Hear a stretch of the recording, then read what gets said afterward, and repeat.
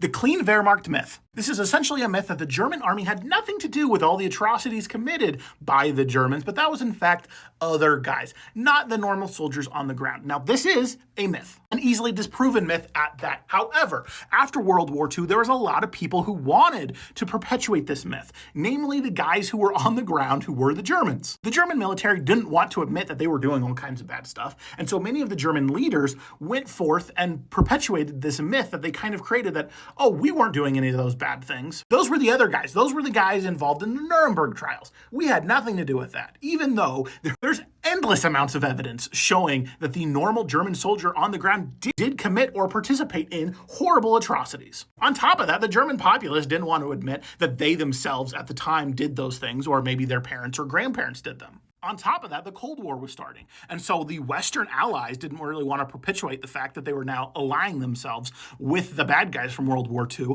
Same with the Soviets. So both sides were like, oh no, that's kind of gone now. We figured that out. Those were specific guys. And this continued throughout the Cold War. However, by the 80s, 90s, and 2000s, a lot more of the people within Germany realized that this was in fact a myth, and they debunked it thoroughly through many different means, including documentaries. Because once again, there's endless amounts, just mounds and mounds of evidence showing that the Wehrmacht did in fact commit lots of war crimes. And if you don't believe me, we'll do just the tiniest amount of research. You just do it, okay?